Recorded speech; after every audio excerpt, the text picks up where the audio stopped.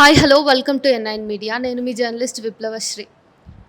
తెలుగు సాహిత్యంలో మహిళా సాహిత్యం అంటే ఆహ్, స్త్రీవాద సాహిత్యం గురించి చదువుకున్న వాళ్ళు గానీ, అట్లాంటి కథలు చదివిన వాళ్ళు గానీ, మిడ్కో కథలు అని చెప్పేసి బాగా వినే ఉంటారు. చాలా ప్రాచుర్యం పొందినటువంటి స్త్రీవాద సాహిత్యం అది. అంతేగాకుండా ఆ కథలు రాసినటువంటి రచయిత్రి గురించి మీరు ఇంకో రకంగా గూడా విని ఉండొచ్చు, కామ్రేడ్ రేణుక పేరుతో. సో, మన తెలుగు రాష్ట్రాలలో లేదంటే మన దేశంలో ఏదైతే విప్లవం ఉందో, విప్లవకారులున్నారో అందులో కామ్రేడ్ రేణుక గారి పేరు సుస్థిరంగా నిలిచి ఉంటది. రీసెంట్‌గా జరిగిన ఎన్‌కౌంటర్‌లో వాళ్ళు మనకి దూరం అవ్వటం జరిగింది. ఈరోజు నేను వాళ్ళ అమ్మానాన్నలతో ఉన్నాను. కామ్రేడ్ రేణుక అక్క గురించి మనం వాళ్ళని అడిగి చాలా విషయాల్ని తెలుసుకునే ప్రయత్నం చేద్దాం. నమస్తే అమ్మ. నమస్తే సార్. సార్ చెప్పండి, మీ అమ్మాయి అంటే ఏ తండ్రైనా వాళ్ళ కూతురు సాంప్రదాయకంగా పెళ్లి చేసుకొని వెళ్ళాలి అని అనుకుంటారు. కానీ మీ అమ్మాయి అందుకు భిన్నంగా మగవాళ్ళతో పోటీ పడి నిజానికి ఉద్యమాల్లోకెళ్ళింది. విప్లవం కోసం ఆశపడ్డది గదా! అందుకు మీరు ఎట్లా సపోర్ట్ చేసేవాళ్ళు? కామ్రేడ్ రేణుక అక్క బాల్యం ఎలా ఉండేది? వాస్తవంగా సాంప్రదాయబద్ధంగా పెళ్లి చేయడం జరిగింది. ఆ తర్వాత కొద్ది రోజులకే గిట్ సరిపడక ఇద్దరికి డైవర్స్ తీసుకోవడం జరిగింది. ఆ తర్వాతనే ఆమెలో మార్పు వచ్చి అప్పటి వరకు ఆమె ఇంటర్ వరకే చదివింది పెళ్లి కంటే ముందు. ఆ పెళ్ళి ఎప్పుడైతే డైవర్స్ అయిపోయిందో ఆ తర్వాతనే ఆమె పోయి విప్లవ సాహిత్యం, మీరు ఇంతకుముందు ఏమన్నారు, ఫెమినిస్ట్. కానీ ఆమె ముందుగా 1, 2 కథలలో ఆమెను చూసి ఫెమినిస్ట్ అనుకున్నారు, ఫెమినిస్ట్ రైటర్ అనుకున్నారు. కానీ వాస్తవంగా ఆమె తర్వాత వచ్చిన సాహిత్యం మొత్తం విప్లవ సాహిత్యం, లేకపోతే సామాజిక సాహిత్యం, స్త్రీల పరమైనటువంటి సాహిత్యం, ఇవే ఆమె కథలలో ఎక్కువగా కనిపిస్తుంటాయి. కానీ మేము ఇక్కడ ప్రోత్సహించిన ఆమెను సాంప్రదాయానికి విరుద్ధంగా మేము చేయలే. సాంప్రదాయానికి కట్టుబడి ఎందుకు మేము చేయడం కూడా మాకు అసలు పెద్ద పొరపాటు జరిగింది అక్కడ. ఆ పెళ్లి చేయడం అనేదే పెద్ద తప్పు. అది ఇప్పటికీ నేను బాధపడుతుంటా దాని విషయం. కానీ ఆమె మాత్రమే మళ్ళీ విప్లవ సాహిత్యం, విప్లవ రాజకీయంలోకి ప్రవేశించి ఆమె ఎప్పుడైతే లా పూర్తి చేసిందో, లా చదివే కాలంలోనే ఆమెకి ఇవన్నీ సాహిత్యం కొరకు కథలు రాయడం, పత్రికలుగా పంపడం, ఇవన్నీ ఆమె ఎల్ఎల్బి చదువుతున్నప్పుడే, లా చదువుతున్నప్పుడే ఇవన్నీ స్టార్ట్ అయినాయి. అంతకంటే ముందు మన ఇంటరు 10th క్లాసు ఆ సందర్భంలో 1, 2 కథలు రాసినాయి, కానీ అవి ప్రచురించబడలే. కొన్ని 1, 2 ప్రచురించడం జరిగింది. కాబట్టి ఆమెను మేమేం ప్రోత్సహించలే. ఆమె మాత్రమే ఎదిగి అటువంటి రంగంలోకి, సాహిత్య రంగంలోకి, విప్లవ రంగంలోకి ప్రవేశించింది. ఇందులో మా పాత్ర ఏం లేదు నిజంగా వాస్తవం. అమ్మ మీరు చెప్పండి, మన కన్న కూతురు ఉద్యమాల్లోకి వెళ్తున్నాను వెళ్ళినా గానీ, ఒక తల్లిగా మీరు అంటే అప్పుడు ఎట్లా తీసుకున్నారు? ఎందుకంటే అడవిలో ఉండడం, లేదంటే ఉద్యమంలో ఉండడం అనేది ఈజీ టాస్క్ కాదు గదా! ఒక అమ్మాయిగా వాళ్ళకుండే ఇబ్బందులు వాళ్ళకుంటాయి గదా! మీ అమ్మాయి ముందు అట్లాంటిది షేర్ చేసుకున్నప్పుడు మీరేమనుకున్నారు? ఆమె మాకేం చెప్పలేదు. పార్టీలోకి పోతా అని ఏం చెప్పలేదు. చదువుకుంటానికని తిరుపతికి పోయింది, ఎల్ఎల్బి చేసింది. చేసి ఇక చిన్న చిన్నగా రాజకీయం అక్కడనే స్టార్ట్ అయింది, తిరుపతిలోనే స్టార్ట్ అయింది. ఇక్కడ మా మా ఊర్లో కానీ ఏం లేదు. అంటే మా కడవండిలో ఉన్నది రాజకీయం, కానీ ఇంకా ఈమెకు అప్పుడేం లేదు. మా పెద్ద కొడుకు కూడా పోయిండు పార్టీలో. ఇక లోపల ఉందో ఏమో మనకైతే తెలియదు, బయటికి చెప్తేనే కదా తెలిసేది. లోపల ఉన్నది కానీ ఇక ఆమె చెప్పలేదు. ఇక తర్వాత ఇక తిరుపతికి పోయినాక ఎల్ఎల్బి చేసింది, మంచిగానే చదివింది. చదువుడు పార్టీ చేయబట్టి ఏమి చదవకేమి ఊరుకోలేదు, మంచిగానే చదివేది. ఏదైనా మంచిగానే చేసేదమ్మా నా బిడ్డ, చాలా మంచిది. అసంటి గుణవంతురాలు మళ్ళీ మాకు మేము చూడము, కానీ అంత మంచి బిడ్డ పోయింది. ఏం చేస్తాం, మా బతుకుడే ఇట్లా అయిపోయింది. అమ్మ, ఇప్పుడు అక్క కథలు రాసిన విషయము లేదంటే అక్క రాసిన కథలు మీరు చదివినరా ఎప్పుడైనా? చదివిన దాదాపుగా ప్రతి కథ చదువుతాను. నేను చదివిన కథలు ఆమె మాకు అందుబాటులో దొరికిన కథ ఆమె దొరికిన తప్పక చదివేవాళ్ళం. అప్పుడు మహిళా మార్గంలో వాళ్ళ అమ్మ కూడా చదువుతుండేది ప్రతి కథను వదిలిపెట్టకుండా. అయితే మీరు ఇంతకుముందు మీరు అడవిలోకి పోవడానికి మీరు ఎట్లా అనుమతించిండ్రు అంటే, అడవిలోకి పోతుందని మేము ఎప్పుడు ఎక్స్పెక్ట్ చేయాలి. కాకపోతే మహిళా రాజకీయాలు, మహిళా కార్యకర్తగా మహిళా సమాజంలో ఏవైనా ఆమె పాత్ర ఉంటే ఉండొచ్చు అంతవరకే. కానీ ఆమె అడవిలోకి పోతుంది. ఆమెకు వాస్తవంగా చిన్నప్పటి నుండి కొంచెం హెల్తీగా బాగా ఆరోగ్యంగా ఉండకపోయేది. జర బలమైనటువంటి శారీరక పరిస్థితి కూడా లేదు ఆమెకు. దాన్ని దృష్టిలో పెట్టుకొని ఆమె ఇప్పుడు పోదు అనే అనుకున్నాం. మేము పోదు, పోయినా అక్కడ ఉండలేదు అనేటువంటి అభిప్రాయంలో మేము ఉన్నాం. కాబట్టి ఆమెను బాగా మేము కనిపెట్టలే, అబ్జర్వ్ చేయలే ఆమె బిహేవియర్ను. ఆమె ఎట్లా పోతుంది, ఆమె ఎక్కడ టర్న్ అవుతుంది అనేది మాత్రం మేము అబ్జర్వ్ చేయలేదు. మేము నెగ్లెక్ట్ చేసినాం సార్. అతి నమ్మకంతో. సార్, మీ కుటుంబం మీద అసలు ఈ విప్లవ ఉద్యమాలు కానివ్వండి, ఇటువైపు లెఫ్టిజం అనేది ఎట్లా ఇంట్రొడ్యూస్ అయింది, ఆ ప్రభావము రేణుకా గారి మీద ఎట్లా పడింది? మా కుటుంబంలో అసలు ఎవరు లేరు, మా పూర్వీకులలో కానీ మా తల్లిదండ్రుల జమాన్లో. కానీ నా కుటుంబంలో నా సంతానంలోనే నా మొదటి కొడుకు, పెద్ద కొడుకు అందులోకి పోయిండు, యూజీలోకి పోయిండు. ఆయన దాదాపు 25-30 ఏళ్ళు అందులో పనిచేసి వచ్చిండు. అయితే అతనికి కూడా ఆ రాజకీయం అంటడానికి, ఆ రాజకీయంలోకి ప్రవేశించడానికి కారణం ఏంటంటే కడవెండి గ్రామమే. కడవెండిలో అది ఆ ప్రభావం ఉన్నది కాబట్టి ఈయన చదువుకుంటప్పుడే 10th లోపల చదువుకుంటున్నప్పుడే ఆ మీటింగ్లకు అటెండ్ కావడం, ముఖ్యంగా పాటలు పాడుతుండేది బాగా. మేము పాటల వరకే పోతాడు, పాటల వరే చదువుతాడు, కానీ ఆయన కూడా విప్లవంలోకి పోతాడు, లోపలికి పోతాడు అని మేము ఎప్పుడు ఊహించాలి. అయితే ఆ రాజకీయం అనేది ఆయన నుండి కొంచెం చెల్లెకి కూడా వచ్చింది. ఎప్పుడు మళ్ళీ కాలేజీకి పోయినాక అన్నయ్యని కలుసుకున్న తర్వాత అప్పుడు అక్కడ ఉన్నటువంటి తిరుపతిలో ఉన్నటువంటి మహిళా కార్యకర్తలతో సంబంధాలు పెట్టుకోవడం వల్ల ఈమెకు అబ్బింది. ఎన్కౌంటర్ జరిగినప్పుడు మీకు ఆ ఇన్ఫర్మేషన్ ఎట్లా వచ్చింది? ఆ తర్వాత ఎన్ని రోజులకి, అంటే ఎప్పుడు మీరు అక్కని కలుసుకున్నారు? ఎన్కౌంటర్ అయినాక ఎన్కౌంటర్ కాగానే జరిగిన 1.5 అవర్లోనే ట్రోలింగ్ టీవీలలో వస్తూనే ఉన్నది, కానీ మేము చూడలేము. మాకు ఎవరు చూసిపోయే అవకాశం కూడా కల్పిస్తలేరు. అది అందరికీ 9-9:30 వరకే తెలిసిందట. మా కడవెండి నుంచి ఫోన్లు చేస్తున్నారు మాకు, కానీ డైరెక్ట్గా చెప్తలేరు. మాకు చెప్పొద్దు అని చెప్తే వీళ్ళు ఏమైనా ఇబ్బంది పడతారు, వీళ్ళు మళ్ళీ తర్వాత వీళ్ళని కంట్రోల్ చేయలేవు అనేటువంటి ఉద్దేశంతో మా పిల్లలు చిన్న కొడుకు చెప్తలేడు. కానీ కడవెండి నుంచి ఫోన్లు వస్తున్నాయి, ఏందిరా అంటే చెప్తాడు వాళ్ళు. అది ఎప్పుడు మేము మరి తిన్నారా, అది అయినా మా భోజనాలు స్నానాలు అన్నీ అయినా ఇంకా అప్పుడు కూర్చోబెట్టి అప్పుడు ఆయన ఆ విషయం ఇట్లా చిట్టమ్మ అంటాం, విడుకోను చిట్టమ్మ ఎన్కౌంటర్ అయింది అని అప్పుడు చెప్పాను. అప్పుడు మాత్రమే మేము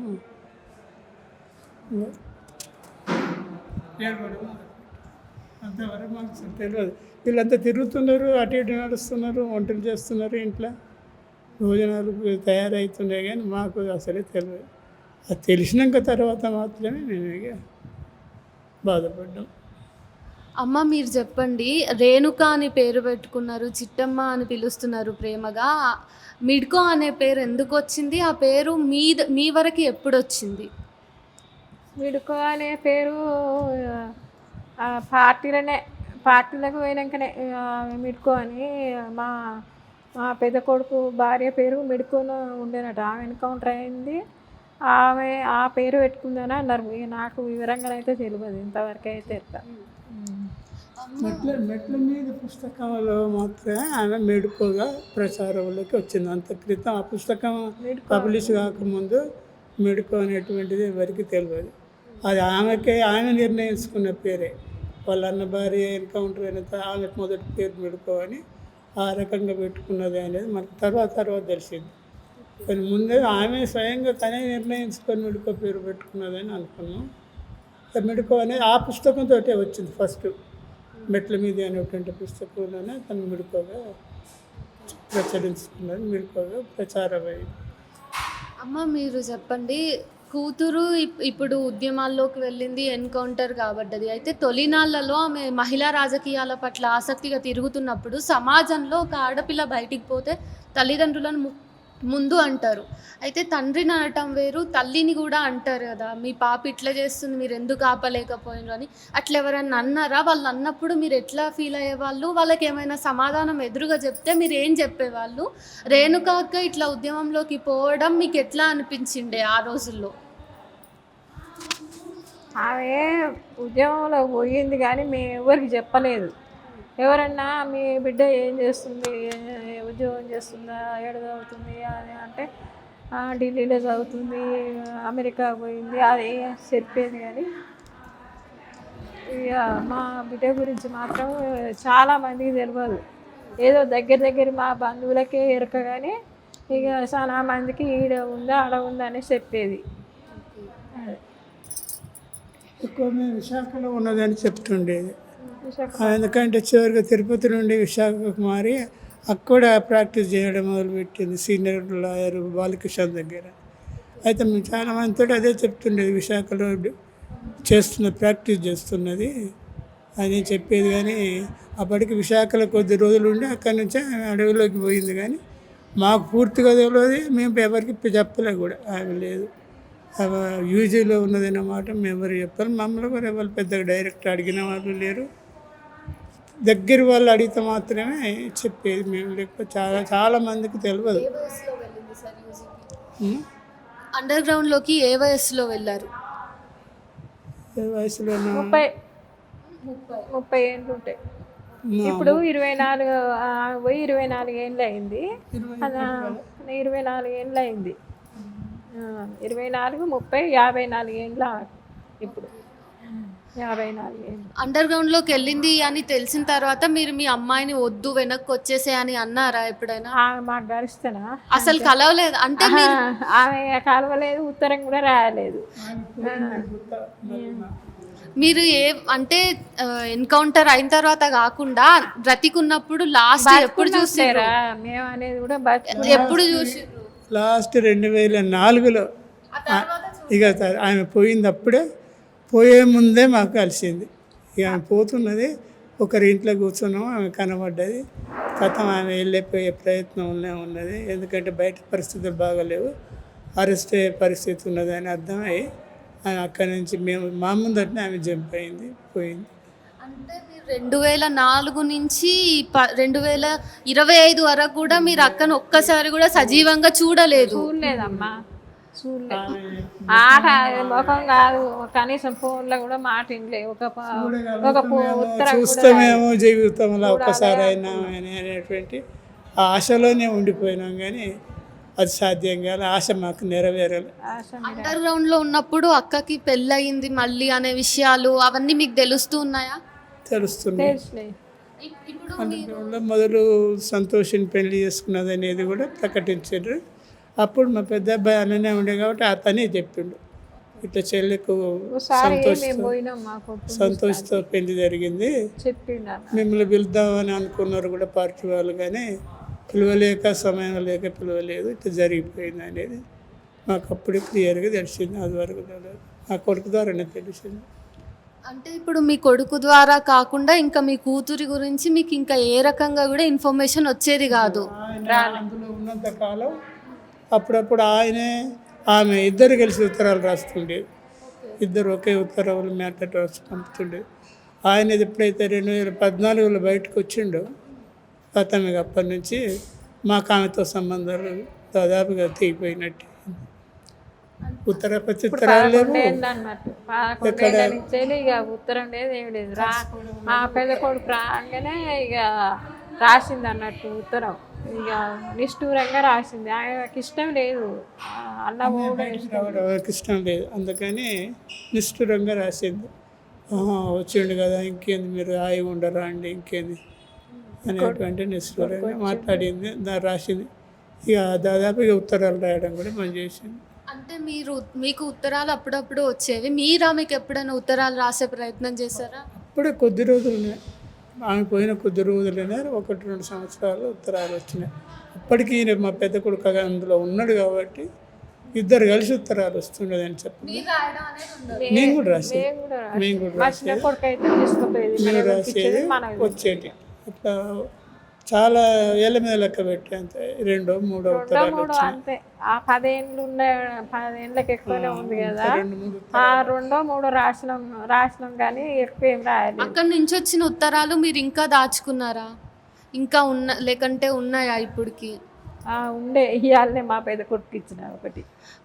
ఇప్పుడు మీ పెద్ద అబ్బాయి ఇక్కడ నార్మల్గా జీవితాన్ని జీవిస్తున్నాడు కదా, మరి మీకు ఎప్పుడైనా అనిపించిందా నా కూతురు కూడా ఉండుంటే బాగుండనే అనిపించింది, కానీ మరి ఏం చేస్తాము. మీరు రాసి వచ్చిన కొత్తలోనే మేము ఆశపడ్డాం ఇక ఆమె కూడా వస్తుంది, ఈయన వచ్చిండుగా ఆమె కూడా రావచ్చు, ఇక వస్తుందని ఆశపడ్డాం.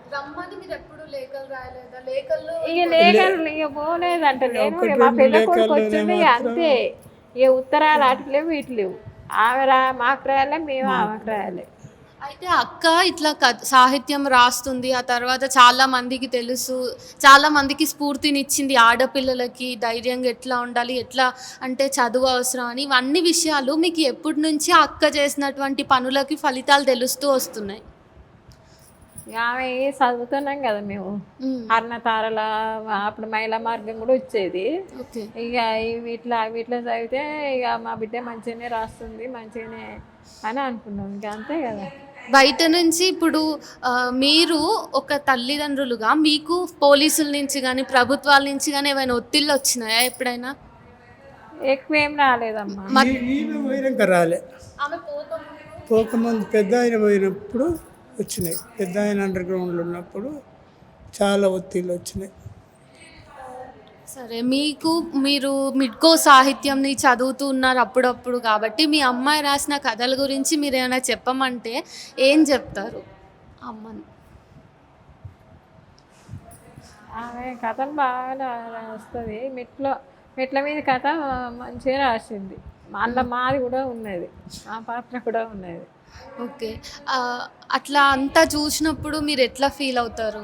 మా బిడ్డ మంచిగా రాస్తుంది అని, మా బిడ్డ చాలా తెలియకలది, మంచిగా ఆమె తెలియకలదే మొదటి నుంచే కూడా. ఒకరిని హింసించేది, ఒకరిని బాధ పెట్టేది ఆమెకు ఎన్నడూ తెలియదు. ఆమె ఎన్న బాధపడేది కానీ ఆమె ఒకరిని బాధ పెట్టేది ఆమె తత్వం కాదు. చాలా మంచిగా ఆమె రాసే కథలలో ఉన్న థీమ్ను మేము అర్థం చేసుకొని ఒక విధంగా గర్వపడేది కూడా. ఒక రైటరు, చేయిదిరిగిన రైటరు అనేటువంటిది మేము గర్వపడుతుండేవాళ్ళు. అక్క బాల్యం ఎట్లా ఉండేది? చిన్నప్పుడు ఆమె అందరు ఆడపిల్లల్లాగా ఇంట్లో పనులు చేస్తూ ఇంటికే పరిమితం ఎట్లుండేదా?